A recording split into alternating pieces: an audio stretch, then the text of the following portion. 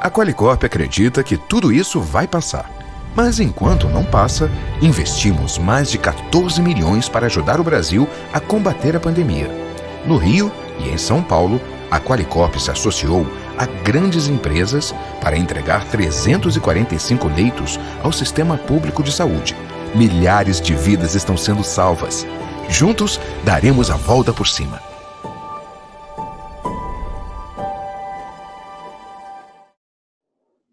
Boa noite a todos os que nos acompanham. Damos início ao painel Telecomunicações e Economia Digital em Tempos de Pandemia. Eu gostaria inicialmente de me apresentar. Sou Emanuel Campelo, advogado, mestre e doutor em Direito e fui membro do Conselho Nacional de Justiça por 2 mandatos. Atualmente sou vice-presidente da Agência Nacional de Telecomunicações. Gostaria de agradecer este honroso convite à Ordem dos Advogados do Brasil para participar deste evento como moderador do painel com tão ilustres palestrantes, cujos currículos peço licença, resumidamente, para ler. Ministro Fábio Faria, deputado federal licenciado, eleito pelo Rio Grande do Norte desde 2007 e atual ministro de Estado das Comunicações. É graduado em Administração de Empresas, gestor por vocação. Fábio Faria sempre ocupou posições de proeminência no Congresso Nacional. Senadora Daniela Ribeiro, graduada em Pedagogia pela Universidade Federal da Paraíba, possui curso de Indústria 4.0 e Saúde 4.0 pela Universidade Deusto de Bilbao, mestranda em Gestão Pública pelo Instituto de Direito Público de Brasília, senadora da República pelo Estado da Paraíba e presidente da Comissão de Ciência, Tecnologia, Inovação, Comunicação e Informática do Senado Federal.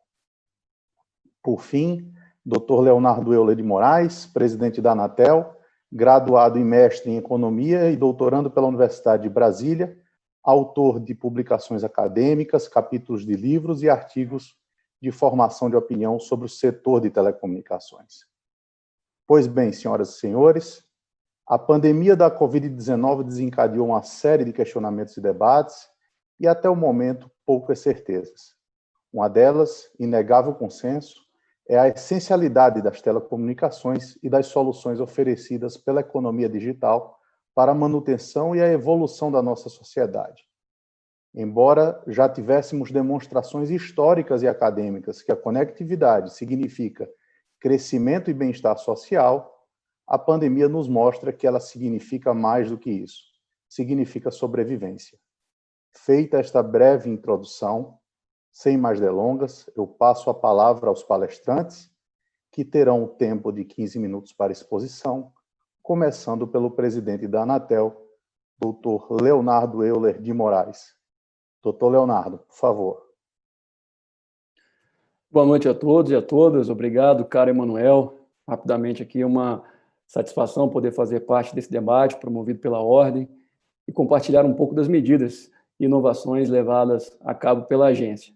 Permita-me aqui brevemente cumprimentar o nosso ministro Fábio Faria e, ao mesmo tempo, lhe agradecer, ministro, pelo restrito e decisivo apoio para que nós já alavancássemos desse último mês de trabalho conjunto, pautas importantes para o desenvolvimento do setor. Aliás, as telecomunicações brasileiras, bem como o setor de radiodifusão, muito ganharam, tanto pela recriação do Ministério das Comunicações, quanto pelo fato da pasta ter à frente um ministro sintonizado com o tema inclusão digital e, ao mesmo tempo, articulado com o Congresso e outros segmentos da sociedade brasileira.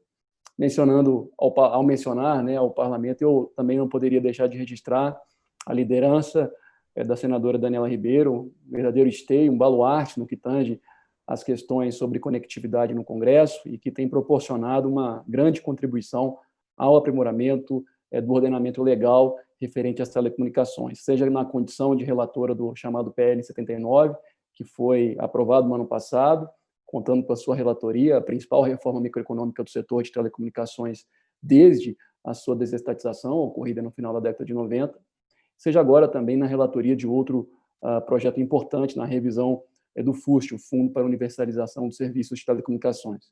E também não posso deixar de cumprimentar o Dr. Emanuel Campelo, jurisconsulto, com quem tenho aprendido muito no Conselho Diretor da Anatel, e após 2 anos de mandato no CNJ, o conselheiro Emanuel indicado para compor o colegiado da agência, e em pouco tempo angariou enorme admiração de toda a casa e reconhecimento não apenas pelo seu conhecimento jurídico, mas também pela capacidade de encontrar soluções novidadeiras para os mais variados desafios regulatórios. Obrigado, Emanuel. Te pergunto se eu já faço algumas considerações, Emanuel, ou se essa primeira rodada é para uma apresentação dos debatedores. Não, já pode fazer suas considerações, presidente. Obrigado. Bom, eu queria registrar aqui que no combate à disseminação da Covid-19 e de seus impactos negativos, como bem você colocou na sua introdução, conselheiro Emanuel, a conectividade é fundamental. A preservação dos fluxos de trabalho, a preservação dos fluxos de ensino, de acesso a informações sobre saúde, também de lazer, depende, em grande medida, do funcionamento das redes de telecomunicações que viabilizam, né, o tráfego na internet, e que assim se revelam ainda mais essenciais. Eu acho que as lições que já podem e devem ser aprendidas de uma crise sem precedentes propicia aqui uma conjuntura singular para uma reflexão mais detida, né, sobre acerca da importância e da essencialidade dos serviços e aplicações digitais. E essas soluções digitais têm sido impulsionadas, né, à medida que se revelam mais eficazes para endereçar os mais variados desafios que a crise nos impõe a todos, né? O confinamento, eu tenho ensinado, eu digo que custos de transação podem ser significativamente reduzidos e ganhos de produtividade logrados a partir de um uso mais intensivo e inteligente de mecanismos digitais. E para muito além disso, acho que possibilidades de distribuição de renda, de inclusão social, de provimento de saúde, educação, ganharam aí novos contornos a partir das soluções digitais que têm sido incorporadas. Aliás, o próprio Estado brasileiro tem descoberto meios mais eficazes e eficientes de promover políticas públicas, né? E, inclusive, de amparar os mais vulneráveis. O exemplo do Corona Voucher, distribuído de forma digital, é um exemplo emblemático dessa assertiva que coloco. E, nesse contexto, nossa missão, enquanto Anatel precípua, é manter os brasileiros e as brasileiras conectados. Dito isso, a parcela de contribuição do setor de telecomunicações precisava e precisa ser substantiva, né? E, nesse sentido, tanto voluntariamente quanto instadas pelas agências, as empresas têm dado passos nessa direção. E esses passos, é importante dizer que eles foram calcados logo no início em 4 pilares, né? O primeiro era assegurar conectividade de forma que os serviços seguissem funcionando adequadamente. Não obstante, assim, um súbito aumento do tráfego registrado na rede. Em linhas gerais, o que a gente observou nos primeiros dias foi um crescimento muito acentuado, sobretudo nas redes fixas, né, de banda larga fixa, algo na ordem de 50% até 70%, dependendo do operador. No móvel, apesar de ter tido um aumento do tráfego menos intenso, esse tráfego se deslocou das áreas, digamos, mais comerciais para as áreas mais periféricas ou residenciais. E esse cenário ele requer inexoravelmente mais investimentos em medidas para aumento de capacidade da rede, seja por uma combinação de software e equipamentos adicionais em rede, seja por aprimoramento de tecnologias de roteamento de tráfego, de switching, seja pelo aumento de número de conexões de fibra ótica, enfim, evidentemente o tráfego importou uma pressão sobre a rede. A agência, de toda forma, fez um monitoramento muito detido junto às prestadoras, tanto na parte de core de rede, na transmissão e no acesso, e o que nós temos notado é que as redes de telecomunicações têm suportado esse ambiente. Evidentemente que a Anatel também tomou outras medidas proativamente interagimos, por exemplo, com serviços over the tops, como Netflix, YouTube do Google, e demais, e outros grandes provedores, no sentido de adotar medidas voltadas o que nós chamamos de streaming adaptativo, para suavizar os impactos sobre as redes. E estamos tomando também medidas institucionais sobre a coordenação da própria presidência, com o fito de evitar que os trabalhos de manutenção das redes sejam obstaculizados, né? Além disso, outro pilar importante é que os serviços de saúde, de segurança pública, tivessem apoio especial. Então, hoje você tem todo aquele acesso universal e gratuito para o aplicativo e o site do Ministério da Saúde. Outro exemplo é esse próprio aplicativo da Caixa Econômica Federal, para fins de recebimento do chamado Corona Voucher, né, cuja navegação não consome plano de dados dos usuários. E um terceiro pilar, penúltimo, é que as dificuldades do consumidor deveriam ser endereçadas. Para isso, medidas relacionadas à flexibilização de prazos e condições de pagamento de contas foram tomadas pelas prestadoras após diversas interlocuções com elas e também com outros atores importantes nessa discussão, como o próprio Parlamento, como o próprio Ministério Público. E, por fim, um último pilar é que a população fosse bem informada. Por isso, foram mais de uma centena de milhões de SMS enviados gratuitamente, de forma a dar informações sobre a Covid-19 e manter a população bem informada acerca do contexto, né? Bom, evidentemente foram sugeridas algumas medidas que diferem de acordo com o setor regulado e diferem também porque não apenas o arcabouço jurídico, mas as próprias ferramentas de regulação econômica diferem de setor para setor, mas, e nesse sentido, algumas medidas foram instadas no sentido de evitar, por exemplo, ou impedir a suspensão dos serviços em caso de inadimplência. Questões dessa natureza foram suscitadas, e sobre esse aspecto, que demandou bastante interlocução, novamente eu destaco que nossa missão, princípio, é manter as brasileiras e os brasileiros conectados num ecossistema muito heterogêneo, em termos de prestadoras, em termos de rede, dentre outros aspectos. Então, nós alertamos que toda e qualquer medida precisava levar em consideração o impacto decorrente nela, não apenas na posição de caixa das empresas, mas, sobretudo, nas consequências, em termos operacionais e, por consequência, na disponibilidade dos serviços de internet para toda a população. E isso porque o sistema brasileiro de telecomunicações ele está estruturado numa complexa cadeia de valor. Então, quaisquer ações precisam ser sempre ponderadas sob risco de causar um desarranjo, eu costumo dizer, com efeito até dominal na cadeia de valor do setor, considerando aqui fornecedores, equipamentos de manutenção, operação, condições de interconexão, etc. Mas, independentemente disso, eu acho que as redes têm suportado, o setor de telecomunicações tem dado uma contribuição efetiva em meio a essa pandemia, e no meio dessa pandemia nós não paramos nossas atividades. Prova disso é que, há mais ou menos 15 dias atrás, com a presença do ministro Fábio, nós tivemos a oportunidade de celebrar o primeiro termo de ajustamento de conduta da agência, onde, para além da cessação da conduta infrativa, que é o objeto nuclear de um TAC, nós também estabelecemos compromissos de investimento adicional, notadamente compromissos de levar para 350 municípios no norte, no nordeste e 89, salvo engano, no norte de Minas Gerais, 4G para municípios que teriam, na melhor das hipóteses, 3G. Então, essa dinâmica regulatória, caro Emanuel, você conhece bem, até como relator que foi desse processo da TIM, tem mudado no sentido de que nós temos buscado ampliar o espaço de interseção entre os interesses públicos e privados, de forma a beneficiar, no final das contas, tanto a estrutura de telecomunicações e, mais importante, os próprios usuários e consumidores. Doutor Leonardo, saiba que a admiração é recíproca. Tenho aprendido muito com Vossa Excelência também nas reuniões do Conselho Diretor da agência e fora das reuniões também. Vossa Excelência é muito disciplinado, fica com 4 minutos de crédito, inclusive, para poder usar posteriormente. Obrigado pela brilhante explanação. Gostaria de passar a palavra agora para a senadora Daniela Ribeiro, senadora do estado da Paraíba, vizinho ao nosso Rio Grande do Norte, e me orgulha muito, senadora, poder ser moderador desse painel com Vossa Excelência, que foi relatora do PL 79, né, que representou uma grande realmente uma grande transformação do setor de telecomunicações, muito aguardado pela agência e pelo setor. Vossa Excelência tem a palavra, senadora. Pois é, Manuel, cumprimentando você e agradecendo pelo convite.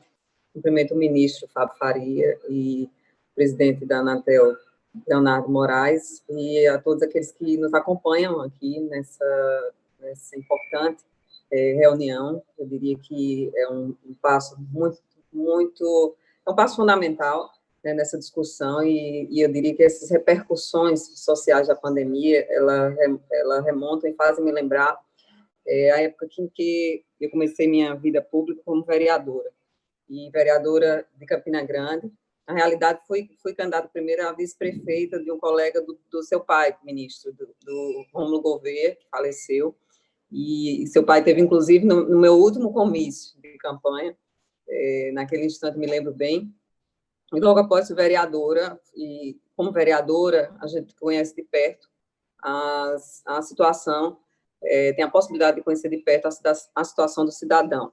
Naquele instante era inimaginável você ver cada cidadão ainda com o celular, foi em 2008, e não tinha essa possibilidade do cidadão ter um celular, e muito menos a conectividade. Depois fui deputado estadual por 2 mandatos, até chegar ao Senado Federal, e chegar no Senado Federal com o desafio de ter a relatoria dos mais importantes, como foi dito pelo presidente Leonardo, e por você também, Manuel, um dos mais importantes projetos microeconômicos para o país, no que diz respeito à ciência e à tecnologia, né, que era o PL 79, que hoje é a Lei 13.879. Há 3 anos parados no Congresso Nacional, e em 7 meses, diante das discussões e de toda a cooperação, tanto por parte do Ministério da Ciência e Tecnologia, por parte da Anatel, por parte do próprio TCU, por parte de todos os atores, seja operadoras, seja aqueles, os microempresários, seja aqueles que, principalmente, né, os cidadãos e cidadãs, que é o nosso interesse maior, que recebessem essa conectividade, né, que estão ainda à margem, né, e que necessitam da inclusão digital, tão sonhada para todos nós, por todos nós, que possam vivenciar. Aprovamos, né, o projeto, a lei, e o presidente sem veto não vetou, que foi uma grande vitória, e hoje estamos vivenciando um outro momento econômico para o país, né, no que diz respeito aos negócios, no que diz respeito aos investimentos que nós estamos aguardando para esses cidadãos que estão, seja no campo, né, seja na cidade, porque a realidade é que nem na cidade, muitas vezes, se tem a conectividade necessária, inclusive também para os negócios. Diante disso, eu tive a oportunidade de entender ainda mais, né, a necessidade da gente trabalhar nessa visão de que hoje, e nesse momento que a pandemia nos traz, o abismo, que significa dizer, se a gente não puder dar a todos os brasileiros a possibilidade de se conectar. Imagina hoje, se nós não tivéssemos conexão para nos falarmos, né, durante essa pandemia, que pegou o mundo inteiro e pegou o nosso país. Se a gente não pudesse hoje estar se comunicando, se quem está isolado, não pudesse ter a possibilidade de se comunicar. Isso é uma realidade, seja na educação, onde a gente vê aulas suspensas, e a realidade é que muitos não puderam fazer aulas à distância, ensino à distância, muitas vezes por falta também de preparo, né, com relação a esse tipo de situação, justamente por não existir essa conectividade. E esse é o grande desafio que eu vejo e que o ministro já tem demonstrado, o ministro Fábio Faria já tem demonstrado, de abraçar, principalmente pela formação que ele tem, e aqui, ministro, não é por estar à sua frente, mas é principalmente porque pela via política, a gente quando vem da política, também tem a parte técnica, onde os técnicos nos ajudam, principalmente pelo conhecimento profundo, mas a via política também ela é fundamental, porque a gente vivencia e sente na sua vivência, e no estado vizinho do Rio Grande do Norte, na sua vivência, que é muito parecido com a Paraíba, a gente sabe o que é e o que significa você conviver num abismo muito grande com relação àqueles que têm a oportunidade. Então, essa oportunidade que a gente deseja dar a todo brasileiro e brasileira que merece, né, de ter essa conectividade. Os próximos desafios, eles virão. Aqui a gente percebe um grupo que, com toda certeza, trabalhará junto nos próximos dias. A pandemia demonstrou, como eu disse, ainda mais essa necessidade, seja pelo PL 79, seja pelo recurso do FUST. O FUST ele não foi trabalhado naquele primeiro momento, para que a gente não fizesse com que o projeto voltasse à Câmara e não demorasse mais ainda, não levasse mais tempo. Mas agora é hora de trabalhar esses recursos que irão, com toda certeza, ajudar setores como o agronegócio, setores como a educação, como a saúde, né? Setores que vão, com toda certeza, deslanchar, né? Que é esse o nosso sonho, né? E o meu sonho como senadora, de que a gente possa fazer isso. E como presidente da Comissão de Ciência e Tecnologia, eu à disposição estou, né, para os próximos momentos que a gente vai falar sobre isso, sobre a questão do FUST, e me colocando à disposição de todos, para que a gente possa, mesmo à distância, eu acho que com tudo de ruim que veio com essa pandemia, a gente vai levar as lições. E, para mim, uma das maiores lições foram os abismos que nós vamos construir, vamos fechar, mais do que nunca, com as mãos unidas, né, com a paz e com muito amor e com, acima de tudo, com a missão que nos foi trazida de representar esse povo tão querido que é o nosso povo brasileiro. Senadora Daniela, muito obrigado. Vossa Excelência representa um estado que para mim é muito querido, que é a Paraíba, exatamente em razão de figuras que me remetem à infância, que eu lembro com muito carinho. Um deles, o grande parlamentar e o grande tribuno Vital do Rego, não é, que foi, inclusive, sócio do meu pai na advocacia, e pai do senador veneziano. Então, a Paraíba, sempre quando eu falo na Paraíba, eu falo nela com muito carinho. Vossa Excelência tem representado muito bem o Estado, e nós, do setor de telecomunicações, reconhecemos muito o trabalho de Vossa Excelência para o setor de telecomunicações. Agora, eu gostaria de passar a palavra ao ministro Fábio Faria, aliás, de quem eu tenho também um profundo apreço, até por ter acompanhado a exitosa carreira política de Vossa Excelência desde o início, ministro. Vossa Excelência hoje mostra o orgulho que tem o Rio Grande do Norte em tê-lo como parlamentar, ministro. Muito obrigado pela presença. Obrigado, Emanuel. Começo cumprimentando você. Me dê a liberdade para eu ter chamado você até pela nossa amizade, pela nossa relação. Eu tenho a convivência de muito tempo com o Emanuel, inclusive sou amigo da família. O doutor Emanuel já pôde até me honrar com a medalha que ele me concedeu, que quando ele estava, que ele está ainda, né, mas no momento, ali, acho que 2, 3 anos atrás, à frente do TST, eu fiquei muito honrado com isso. O doutor Emanuel, que é meu eleitor, meu amigo, meu torcedor, tanto vice-versa, eu sei que é recíproco. Eric também, que é advogado, irmão do Emanuel, filho do doutor Emanuel. Então, queria dizer que eu estou muito feliz que você está fazendo essa mediação. Cumprimentar Leonardo, presidente da Anatel, que nós temos conversado muito. Acho importante essa interação, Leonardo, que é um profundo conhecedor da Anatel, e temos falado por telefone, temos nos encontrado semanalmente.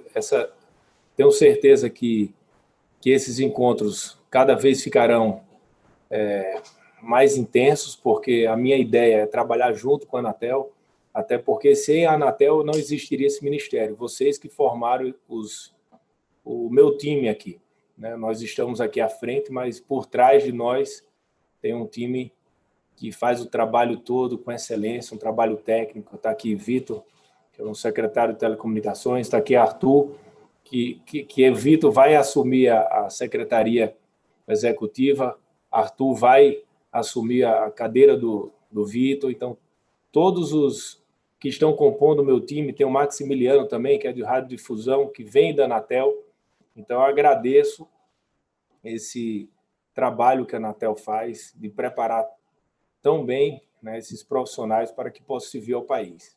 Aqui eu tenho um papel fundamental de tentar extrair deles, né, buscar deles as melhores soluções para que a gente possa interagir junto com a própria Anatel, com o Senado Federal, com a Câmara dos Deputados, para que a gente faça esse trabalho em conjunto. Eu quero cumprimentar a senadora Daniela, uma grande senadora que faz um papel, ela está com o nosso fuste lá, né, senadora, segurando, e inclusive na PEC dos fundos ela já vai apresentar uma emenda, é importante, vamos trabalhar juntos, até porque o irmão dela é o líder da maioria na Câmara dos Deputados, é meu amigo Agnaldo Ribeiro, um grande parlamentar, que tem uma grande interlocução, já foi ministro das cidades.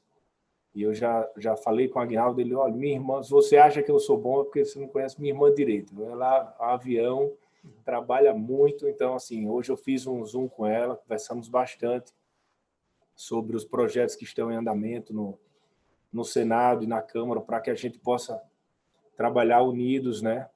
E, assim, eu estou há 40 dias na pasta, né? Tomando o pé da situação, meu ministério ainda nem está pronto, né? Não tem ainda decreto, praticamente não tenho área meio ainda. Veio o secretário de Telecomunicações e o secretário de Radiodifusão, que era do MCTIC, a SECOM, e o Anatel, Telebrás e Correios, que estão no nosso guarda-chuva, mas assim, ainda estou em fase de montagem de equipe, montando o nosso time devagarinho, mas acho que isso foi importante, porque a gente vai conhecendo e quando está tudo pronto, você fica meio que às pressas, você escolhe um nome e às vezes você vai convivendo com a pessoa e você acaba vendo que ele poderia ir para outro local. Enfim, eu acho que esse tempo foi fundamental para isso. Eu quero falar do comitê de crise, né, que foi criado, que Vitor, ele, através do MCTIC, já estava atuando nesse comitê, porque no começo,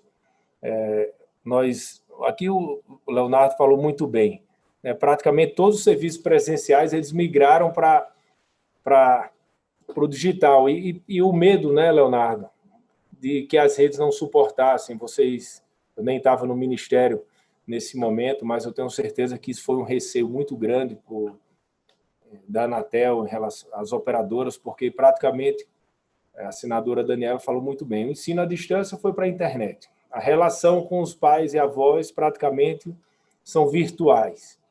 Então, assim, o trabalho do comitê tem funcionado, e eu quero dizer que o Ministério era no MCTIC, agora veio para comunicações, ele permanece. Também quero falar do decreto, e aqui agradecer ao presidente da República, né, que ele tratou, ele tornou os serviços de telecom como serviços essenciais. Isso foi muito importante, porque nós vimos no começo da pandemia várias cidades fechando praticamente a entrada da cidade. Enfim, então, os técnicos continuaram trabalhando porque eles tinham condições de entrar em qualquer lugar, porque ali estavam sendo tratados como profissionais da saúde. Então, nós estávamos agindo, né, o trabalho depois da pandemia, eu tenho certeza que nós teremos uma nova realidade. Nós observamos a importância da internet, a importância de estarmos conectados e, ao mesmo tempo, nós, fazendo um paralelo aqui, nós observamos e vimos o deserto digital que nós convivemos. Porque se é sofrido para nós que temos internet de alta qualidade em casa, nós temos condições de entrar em qualquer horário na internet, mesmo assim nós estamos tendo dificuldade, pessoas que estão em casa com depressão, que estão tendo problema porque não estão vendo os pais, não estão vendo os avós, apenas por vídeo, e imagine aquelas pessoas que nem podem ver esse Zoom agora, nem podem ver essa webconferência, que estão nas suas casas sem conexão. Então, isso se tornou muito essencial para a gente. Eu acho que nós temos que nos unir em relação a isso. Tanto o Congresso Nacional, o Ministério das Comunicações, a Anatel, abraçarmos essa causa. Nós temos que avançar muito nesses 45 milhões de brasileiros que ainda não têm internet. E os primeiros 80%, que o Brasil hoje tem, 79%, quase 80% de cobertura de internet, praticamente esses 20% restantes, ele custa o mesmo valor dos 80% iniciais. Então, assim, é um desafio muito grande. Mas é um momento que nós nós teremos leilão, nós teremos várias coisas que irão acontecer e nós podemos colocar isso na mesa. Devido à necessidade pós-pandemia, nós temos que dar direito de cidadania e também levarmos internet para que as pessoas, quando acontecer um momento como esse, Deus me livre, não volte mais, mas nós temos que levar internet para as casas dos brasileiros que ainda não têm. Quero destacar também um satélite geoestacionário, que nós participamos, acho que foi na primeira semana aqui como ministro na Telebrás, e que principalmente na cidade no estado de Roraima foi muito importante, porque a região norte é a região mais deficitária em relação à acessibilidade à internet. Então, o satélite ele atua muito bem naquela região, em vários pontos que não tinham, então foi importante também. E em relação à TV aberta, ali foi liberado também foi via decreto, né, Vitor? Via decreto. Via decreto, a multiprogramação. Então, nós temos, por exemplo, estados como Paraná, Espírito Santo, Acre, Mato Grosso do Sul, que são as privadas, né? Isso, que estão usando a multiprogramação, porque as públicas já poderiam utilizar. Então, esse decreto também foi importante. E assim, eu queria destacar várias coisas que... falar por último é ruim, porque todo mundo já falou. Mas, assim, o TAC da TIM foi muito importante. Nós levamos 4G, vamos levar, né, obviamente, ainda, mas já assinamos o TAC, que foi um trabalho do presidente Leonardo com a TIM para 350 cidades. Lá na Paraíba, você tem que trazer o número da Paraíba, Leonardo. Vou buscar eu aqui. Eu tenho 68, presidente. 68. Ô, ministro, 68. Agora, 35, Rio Grande do Norte. Ó. 68. No próximo... Aí, o pior é que os outros municípios, todos os outros municípios estão alvissados, todo mundo enlouquecido. Eu quero marcar uma viagem para que a gente vá nos estados, convidar os prefeitos, mesmo que seja via... seria muito importante, muito importante. A entrega, né? Importante. Eu recebi vários parlamentares que eles estão dizendo que hoje levar a internet para distrito é quase tão importante assim, do que a emenda que eles têm para custeio na saúde. Assim, se for perguntar ao prefeito, eles já estão na dúvida, porque antes da pandemia eles só queriam emenda de custeio da saúde. Hoje não, a gente até está criando aqui. Eu vou criar exemplo. Posso dar um exemplo para você? Campina Grande tem um distrito vizinho, né? É inacreditável. Campina é uma cidade que tem quase 500 mil habitantes, mais de 400 mil habitantes, e um distrito ainda vizinho a Campina Grande. A gente vai saindo de Campina e vai saindo, acabou o sinal, não existe internet, nenhuma operadora nesse distrito. Então, só para você ter ideia, a população realmente assim, sonha. Por quê? Porque você tem a questão de saúde, a questão de educação, tudo isso aí. Estou falando de um município colado, um distrito colado a uma grande cidade. O comum deve existir no país inteiro, né?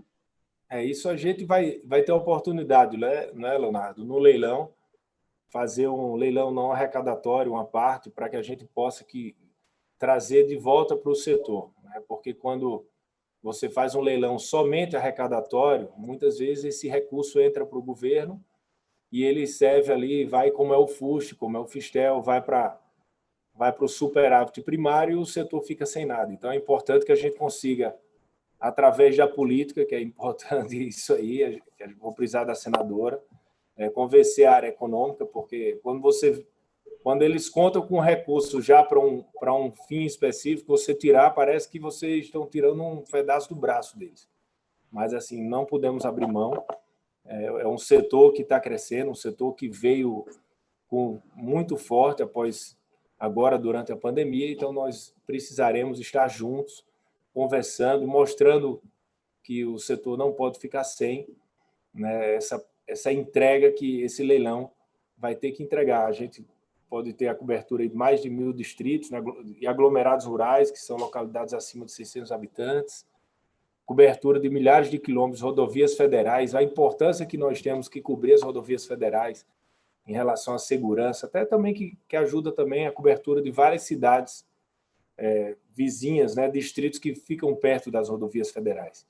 Um plano geral de metas de universalização, enfim, são desafios que nós teremos ao longo desse ano e durante o ano de 2021.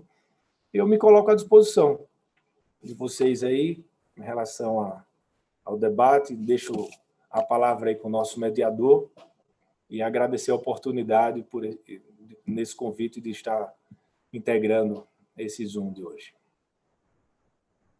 Muito obrigado, ministro.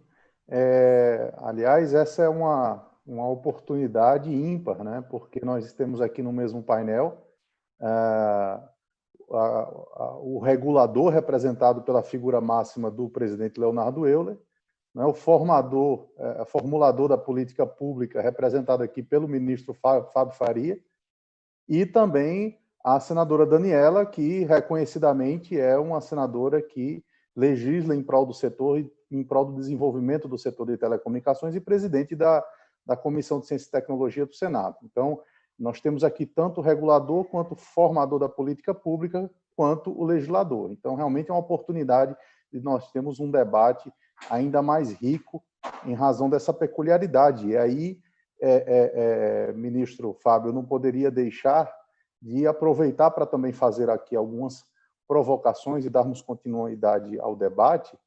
E aqui eu recebi algumas provocações que eu gostaria de fazer, e seguindo a mesma ordem, né, e claro, fica aberto também a palavra aos demais que quiserem fazer qualquer acréscimo, faria primeiro, também seguindo a mesma ordem, ao doutor Leonardo Euler, que seria a seguinte, né, as demandas acumuladas da sociedade por ampliar a conectividade somaram-se às inquietações de como manter os serviços funcionando e evitar um apagão digital para os usuários mais vulneráveis, num cenário em que as receitas para as empresas tendem a ser afetadas.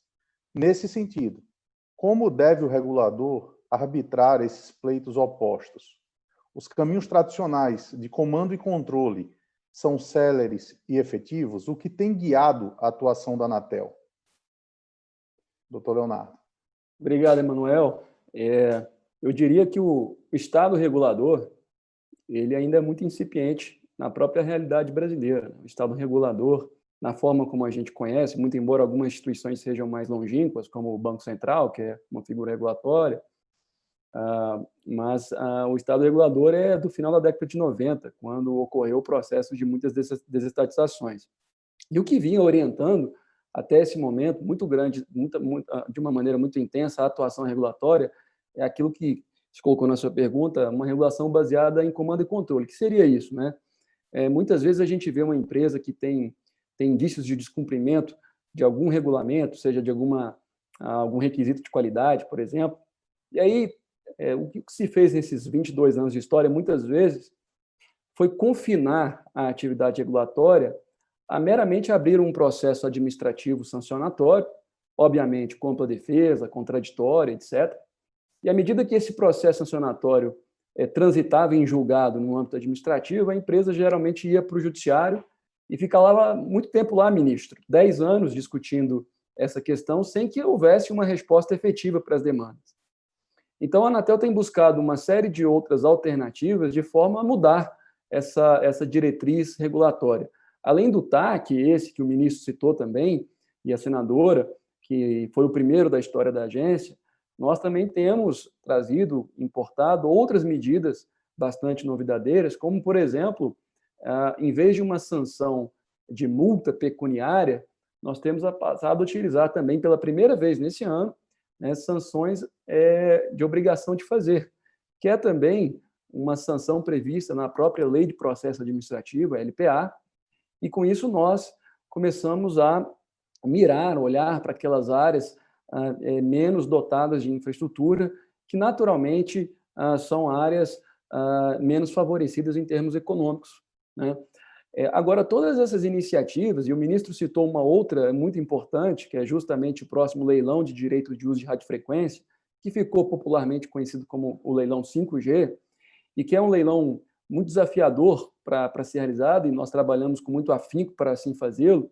Nós queremos não ter, como o ministro falou, não ter uma abordagem meramente arrecadatória, razão pela qual esse apoio do ministro é muito importante. Mesmo também, a gente tem contado com esse apoio também do ministro Guedes, entendendo que esse é o caminho certo, ou seja, colocar compromissos de investimento ao invés de meramente arrecadar o dinheiro decorrente do direito de uso dessa radiofrequência. Agora, todas essas iniciativas, que são muitas vezes criativas e que a Anatel tem passado até a ser observado por outros reguladores a partir disso, elas são também limitadas. E a gente não pode desconsiderar que o próprio cumprimento da nossa missão institucional, que é promover as medidas necessárias para o desenvolvimento das telecomunicações brasileiras, dependem muito do parlamento brasileiro, por exemplo. E aqui, de fato, essa composição, como você bem colocou, cara, Emanuel, é importante, porque é ali no parlamento onde muitas pautas importantes têm sido destravadas, como, por exemplo, foi dito o PL 79, entre 2015 e 2018, 1,1 bilhão de reais foram colocados em manutenção de orelhões. Isso não guarda mais nenhuma consonância com aquilo que a sociedade brasileira espera. E esse PL abre uma janela importante, agora a lei é sancionada no final do ano passado, para que nós convertamos esses ônus, essas cargas de obrigação, em investimento em banda larga. Lembrando aqui da relação de causalidade existente entre penetração de banda larga e crescimento econômico. Em suma, a cada 10%, isso é um estudo paradigmático do Banco Mundial ainda de 2009, que mostra que a cada 10% da penetração de banda larga, isso gera um incremento no PIB em algo na ordem de 1%. Então, como eu falava, muito embora nós tenhamos essas medidas novidadeiras e até criativas do ponto de vista regulatório, outras questões dependem também do parlamento. E é com muita alegria que nós contamos com o ministro Fábio Faria, que sabe muito bem a melhor forma de articular isso no Congresso Nacional e, enfim, interagir e apresentar essas pautas. O FUST, por exemplo. O FUST é uma lei, a Lei 9.998, a lei de 2000 ainda. De 2001 para cá, nós arrecadamos na ordem de 23 bilhões de reais em termos de FUST. Se a gente atualizar isso a valor presente, para algum índice de inflação, a gente está falando de algo na ordem de 36 bilhões de reais. E quanto foi colocado disso para universalizar serviços de telecomunicações? Nada, absolutamente nada, zero. Todo o valor foi destinado para superávit fiscal. E nos Estados Unidos, por exemplo, apenas no ano de 2018, lá que tem um fundo instituído com esse mesmo formato de arrecadação, 8,5 bilhões de dólares foram destinados para estimular tanto a oferta quanto a demanda. Então, é preciso fazer esse debate. Eu acho que essa pandemia tem ensinado que, de fato, conectividade digital é necessária para fazer inclusão social.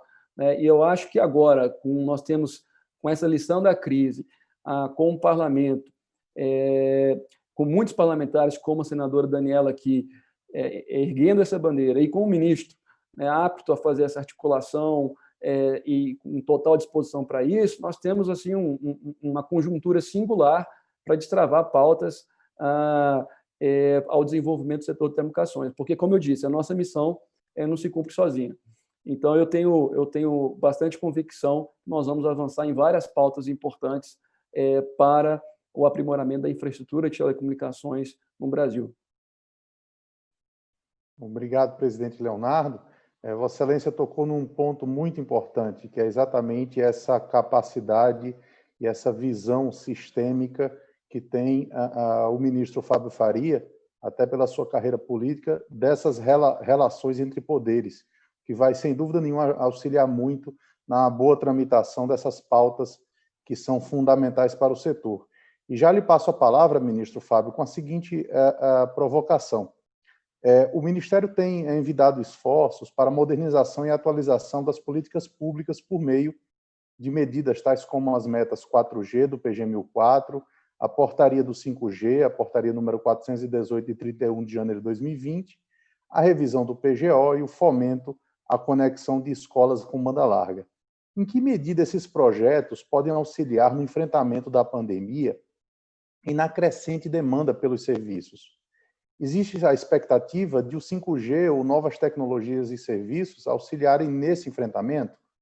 A pandemia criou novas necessidades ou tem demandado alterações de cursos das políticas públicas vigentes? Então, eu já não falei... Não, ministro, não. Está ouvindo? Não. Estamos Ele está ouvindo, querendo ministro. lhe mutar, ministro. Está dizendo que você está mutado. Né? Então, eu já falei um pouco delas, né? Primeiro, a questão do leilão do 5G, que a gente, além de aumentar a cobertura, nós teremos várias novas profissões, né, que chegarão junto com ela. Tem a internet das coisas que está no Senado com o senador Vanderlan, que é o relator, que é um projeto muito importante. Se vocês me apresentarem também a senadora Daniela, que ela está com a lei do FUST, que é fundamental para o nosso setor, e a gente vai trabalhar junto. O decreto da lei das antenas, que foi importante, que também nós já soltamos aqui. Em relação ao TAC, Léo, a gente vai fazer uma portaria que vai orientar os investimentos referentes ao TAC, tá? Porque eu sei aí que a Anatel deve estar conversando com todos as outras operadoras. Isso é importante demais, porque esse TAC foi muito bom, porque a gente já conseguiu atender 350 cidades. Então, se vocês acelerarem isso, a gente vai conseguir beneficiar outras. E até tem recomendação do TCU, né, em relação a esse tema. O uso do satélite, que também já foi falado, e a migração da concessão para autorização. Né? Nós iremos editar a portaria em breve. Eu estou aqui com os 2 secretários, eles estão também aqui acompanhando a nossa reunião e a importância que nós possamos trabalhar juntos. Então, eu fico aqui. Eu queria saber ao nosso mediador, saber do nosso mediador, porque eu tenho o nosso tempo até acho que 19h40, né? Vai ter mais alguma outra pergunta que eu possa me adiantar? Que apareceu uma reunião extremamente importante, não mais que essa, mas se pudesse adiantar o que couber aqui ao Ministério, eu ficaria muito satisfeito e deixaria o Vitor aqui nos últimos 5 minutos para ele me reportar alguma coisa importante. Mas, basicamente, é isso. São os temas que eu falei no início, na fala inicial, até me estendi muito, falei 14 minutos, e eu que propus ao mediador 5. Então, assim, acabei entrando logo na pergunta que caberia aqui ao Ministério, mas agradecer a todos pela participação e espero vê-los em breve, novamente, para que a gente possa continuar trabalhando para o setor de telecomunicações. Absolutamente, ministro. O questionamento seria realmente só esse, Vossa Excelência muito bem respondeu, e entendemos perfeitamente, são as dinâmicas de Brasília num dia de quarta-feira, faz parte. Então, Vossa Excelência fique absolutamente à vontade, ministro. Acho que aqui nós já estamos dando encaminhamento ao final do debate, e o próximo, inclusive, a próxima provocação que eu tenho é para a senadora Daniela, e depois faria o encerramento do painel. Então, Vossa Excelência fica à vontade, absolutamente. Obrigado. Obrigado, senadora Daniela. Obrigada, ministro. Agradecer ao nosso vice-presidente também, o vice-conselheiro Emanuel Campelo. Agradecer também ao OAB, né, que está fazendo esses painéis e nos convidou para o dia de hoje. Um abraço a todos. Valeu. Obrigado, ministro. Bom, dando continuidade, senadora Daniela, eu também aqui, Vossa Excelência representando nesse painel legislativo, faria uma provocação que é a seguinte: o setor de telecomunicações entrou em 2020 recém-saído de sua maior reforma em décadas e permitirá finalmente o abandono dos dispêndios com telefonia fixa e a centralização de políticas de acesso à banda larga. Contudo, um importante fator que se pode apontar como a fonte permanente de financiamento da política pública ficou ainda por ser endereçado. Falo da utilização dos fundos setoriais, especialmente do FUST, que requer alteração legislativa. A pandemia coloca uma pressão adicional para que esses expressivos recursos sejam finalmente revertidos para maior conectividade. Como o parlamento reage a essa demanda? Podemos falar em um novo impulso para racionalizar o uso do FUST? Quais são as perspectivas? Senadora. Emanuel, deixa eu cumprimentar primeiro o Vitor. Sabá, que está aí agora representando o ministro na reunião, um grande parceiro também nas nossas lutas. E dizer, eu ia até fazer uma brincadeira, porque eu não gosto muito dessas coisas muito cerimoniosas, não, tem que ter, claro, o padrão, mas eu ia até brincar, não provoca uma mulher, viu, que ela responde à altura, né, nas provocações, mas eu estou brincando. Longe de mim, realmente, senadora. eu estou brincando, não, é uma brincadeira. Realmente, a pandemia, ela coloca, né, uma pressão adicional, justamente por desvelar, né, entre tantas outras fragilidades, os abismos, né, sociais do nosso país, né, a desigualdade com relação à conectividade e à inclusão digital, né. Como relatora do 79, né, a qual você mesmo se reportou, eu fui responsável por destravar essas ações, né, que a gente que eu tratei já, eu aqui para ser mais objetiva, e aqui eu também tenho que ressaltar, não só eu, né, eu fui responsável como relatora, mas eu quero aqui fazer justiça ao presidente da comissão à época, o senador Vanderlan Cardoso, presidente da Comissão de Constituição e Justiça, e ao meu presidente, Davi Alcolumbre, que foi fundamental dentro desse processo, e a todos os colegas, os 81 senadores que aprovaram, inclusive senadores da oposição, quero dizer que foram extremamente responsáveis pelo momento que a gente necessitava, né, que o país necessitava, como o presidente Leonardo bem colocou, de uma lei que regulava de 30 anos, né, quase 30 anos, e regulava um setor e onde a gente precisava atualizar para não perder mais do que a gente já vinha perdendo, né, há tantos anos. Então, a gente colocou o Brasil para o século XXI. Na realidade, foi isso que nós fizemos, né? Todos nós. Né?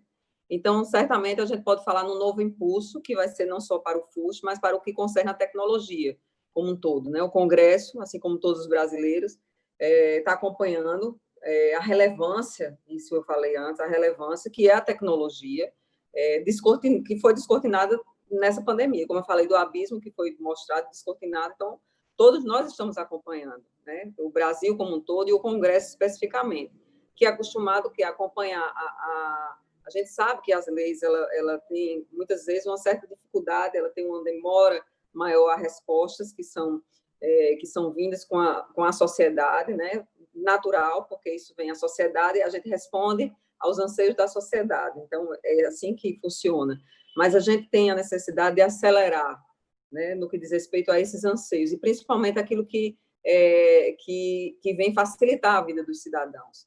Né? Então, assim, tanto que, apesar das limitações que a gente vem vivenciando, com a suspensão das comissões, né, que a gente está vivenciando, mas a gente não tem deixado de votar projetos extremamente importantes e relevantes para o bem do nosso país, seja na saúde, na economia, né, na educação, tudo voltado não só para o Covid, obviamente, mas tudo voltado, tendo esse eixo e a transversalidade, né, dos temas.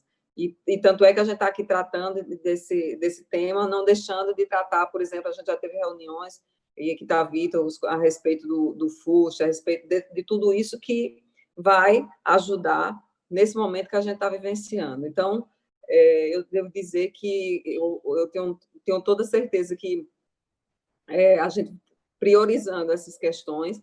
A gente tem vários projetos também que são relacionados ao FUST, como que vem do Executivo, como a Educação Conectada, o Brasil Conectados, que são outros projetos que também têm a sua prioridade na nossa agenda. Né? E lembrando que o FUST ele somente pode ser utilizado para projetos exclusivamente voltados ao poderiam, né? Ao serviço de telefone fixo. Aliás, pode, né? A gente que vai votar para fazer com que isso seja modificado para telefonia móvel, né, na realidade. Então, eu não vou mais ser repetitiva, porque o FUST a gente já tratou de uma forma geral, explicando, inclusive o presidente Leonardo ajudou, o ministro Fábio Faria já falou sobre os recursos, o que está lá dentro do FUST e de que forma a gente precisa trabalhar. Um grande avanço é um comitê gestor, que está previsto dentro do projeto, e que tem a participação de vários integrantes de diversos ministérios, e que vão ter, com toda certeza, o auxílio desse recurso. O mais importante, eu diria também, é a gente não perder esse fundo, porque na PEC dos fundos, o FUST está previsto como ter um fim.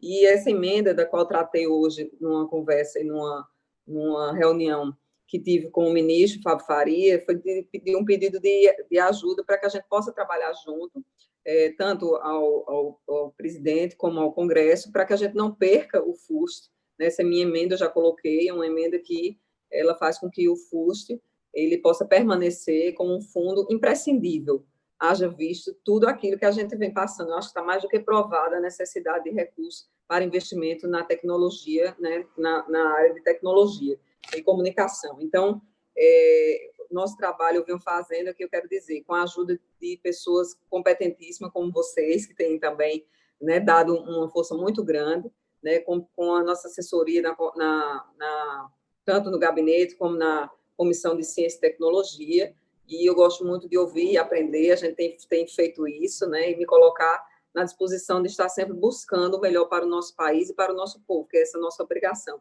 Então, esse sentido de assegurar o FUST, eu acho que é o nosso também grande desafio, Vitor. E eu estou dizendo Vitor, porque eu acho que esse é o que a gente tem que segurar, principalmente, porque a gente relatar, a gente aprovar o FUST esse ano e não garantir que isso aconteça nos próximos anos, não será uma vitória completa. Então, por isso, assim, eu agradeço, né, a participação nesse momento, assim, eu já vou também, acho que já por esses encaminhamentos, mas agradecendo, assim, a oportunidade de a gente conversar aqui todos juntos, renovando o meu compromisso, né, como senadora da República, defendendo os interesses do nosso povo e, acima de tudo, vendo e testemunhando que esse foi para nós, durante essa pandemia, foi aquilo que mais foi desvendado.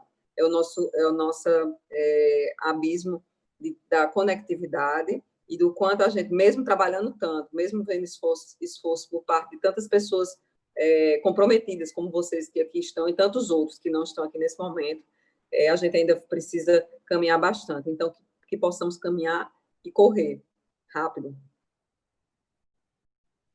Perfeito, senador. Obrigado pelas palavras. Eu até gostaria de fazer apenas um apontamento, a gente já está se encaminhando para o final, é que estamos aqui tratando de conectividade, né, em tempos de pandemia, exatamente num evento organizado pela Ordem dos Advogados do Brasil. Isso, para mim, é muito simbólico, porque vejam que, quando eu estive no Conselho Nacional de Justiça, eu acompanhei a implantação e a evolução do processo judicial eletrônico, né? Hoje, o processo judicial nos tribunais ele todo corre por meio eletrônico. Então, o acesso à conectividade para os advogados virou condição para o exercício da própria profissão, né? Um grande criminalista, vou até citar aqui o nome, porque é de amplo conhecimento nacional, né? É um proeminente criminalista, que é o doutor Nabor Bulhões. Ele, uma vez, nós estávamos conversando sobre exatamente essa evolução tecnológica que a advocacia estava sendo premida e de forma muito rápida, né? Nos últimos 10 anos isso tudo aconteceu. Ele disse exatamente que me mostrou certa vez o celular e disse: olha, Manuel, o meu escritório está todo aqui. Então, vejam a importância da conectividade para a advocacia, né, para o exercício dessa profissão, e se é essencial a advocacia, é essencial ao cidadão na qualidade do acesso à própria justiça. Não é? Para se ter acesso à justiça hoje, com processo eletrônico, você precisa de conectividade. E daí a importância exatamente dessa política pública voltada a levar conectividade para o interior, dessas medidas adotadas pela Anatel, de obrigações de fazer, termo de ajustamento de conduta, buscando levar infraestrutura de conectividade, porque levando essa infraestrutura você possibilita o acesso à justiça ao cidadão e o exercício profissional do advogado, que, aliás, a advocacia, né, os advogados são profissionais liberais, eles dependem exatamente desse acesso e dessa comunicação direta com o judiciário. E vem passando, nesse período de pandemia, a advocacia do interior, uma grande dificuldade exatamente naquelas localidades em que não há uma infraestrutura de conectividade tão desenvolvida. Então, a importância desse painel para o Congresso eu vejo exatamente dessa forma, né? Eu que acompanhei esse crescimento do processo judicial eletrônico, né? E a pandemia só mostrou, né? E só intensificou, mostrando o quanto isso é essencial para todas as áreas do desenvolvimento econômico e, sem dúvida nenhuma, para a advocacia, senão não teríamos tido um painel exclusivo dedicado à conectividade em tempos de pandemia, num evento organizado pela Ordem dos Advogados do Brasil.